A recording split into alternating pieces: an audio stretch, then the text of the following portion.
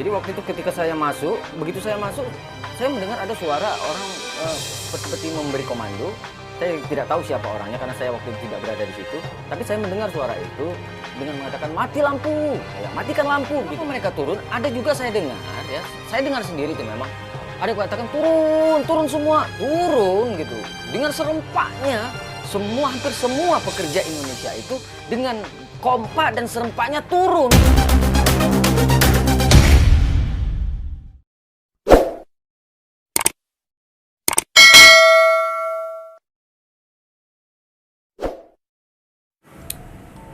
Oke, kita lanjutkan di episode 2 ini ya. Yang video yang lalu udah saya ceritakan bagaimana sewaktu itu awal mulanya dipicunya kerusuhan itu ya, terpicunya kerusuhan itu. Jadi waktu itu ya semua ya keadaan dari semua kawan-kawan yang sudah berkumpul menunggu antrian untuk dipanggil waktu itu ya memang sudah tidak kondusif lagi. Artinya begini, artinya semua yang ada di halaman asrama waktu itu semuanya udah pada bubar. Artinya bubarnya bukan apa? Artinya barisannya sudah tidak menentu lagi. Dan pihak polis memerintahkan anggota-anggotanya, ada salah satu komandan yang memerintahkan untuk semuanya para pekerja masuk karena polisi pun tahu ini ada gelagat yang tidak baik. Artinya sudah mulai saling tolak-tolakan antar baris-baris kawan-kawan untuk maju lebih merapat ke depan, merapat ke arah ke polisi. Jadi polisi merasa ini sesuatu hal yang tidak baik gitu. Jadi semua akhirnya pihak kepolisian menyuruh kami untuk masuk ke dalam asrama kembali. Hanya saja waktu itu ketika sudah mulai semuanya masuk dan tes urinnya waktu itu dibatalkan, ditunda, dan kami disuruh masuk dan semuanya para kawan-kawan semua masuk dan ikut masuk ke dalam asrama. Tapi waktu itu ketika saya masuk ke dalam asrama dan menuju ke bilik saya, ke kamar saya di asrama saya itu di lantai 1 di J1 itu waktu itu ya, di kamar 33 saya. Jadi waktu itu ketika saya masuk, begitu saya masuk, saya mendengar ada suara orang seperti memberi komando.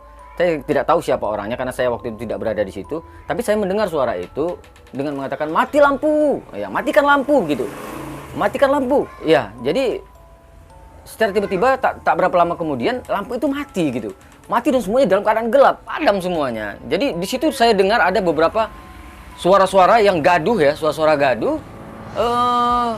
Ada yang seperti ada orang rame-rame turun dari tangga begitu. Begitu saya menyusul ke halaman kembali ke tempat yang tadi, saya lihat semuanya sudah pada turun. Jadi dalam keadaan kacau balau seperti itu, saya memang menyusul ke halaman, tapi saya tidak berani ke situ. Lalu saya naik ke atas lantai 3. Dari lantai 3 itu berjatuhan.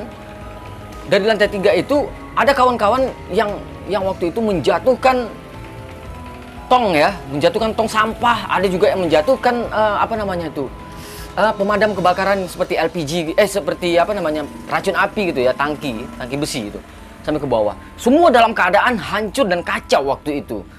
Meja lab pihak polis Malaysia itu hancur dan semua ya kawan-kawan yang ada di bawah itu langsung mengobrak-abrik itu semua.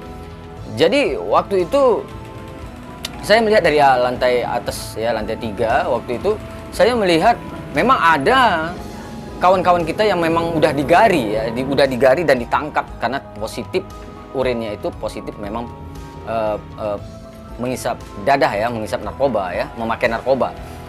Nah, secara otomatis namanya juga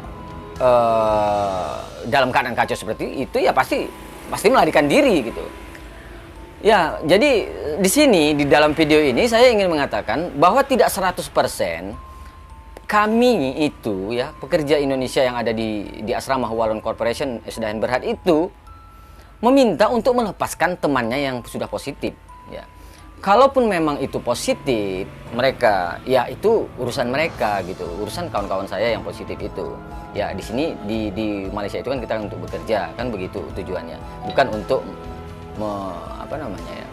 untuk melakukan sesuatu hal yang di luar daripada tujuan kita dari kampung kan begitu. Jadi itulah yang membuatnya akhirnya semuanya menjadi rusuh.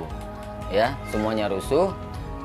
Dan perlu di sini kita catat, ya, tak usah kita jauh-jauh lah, tak usah kita terlalu merasakan bahwa tidak ada rasa kesal kita terhadap pihak polis atas sikap-sikap mereka sebelum itu. Artinya ada beberapa oknum, ya, beberapa oknum polis, ya tidak semua polis Raja Malaysia itu berbuat seperti itu. Karena waktu saya di penjara dulu pun ada polis Malaysia yang bersimpati, ya, bersimpati, dan juga ada yang merasa kasihan, dan juga merasa ada mereka tetap bersikap baik, ya, sewaktu kita di penjara itu. Dan lampiasan marah itu juga terlihat kepada pekerja yang lain dari negara lain, yaitu Bangladesh, ya. Tapi Bangladesh ini tidak mau bersuara dan mereka tetap diam. Akan tetapi dari asrama yang ada di asrama Melayunya, mereka agak bersuara. Jadi saya dengan kawan saya ada 4 orang itu, kami pergi ke sana lalu memberitahukan kepada orang-orang yang di asrama Melayu itu untuk jangan meninggikan suara mereka karena dalam keadaan seperti itu.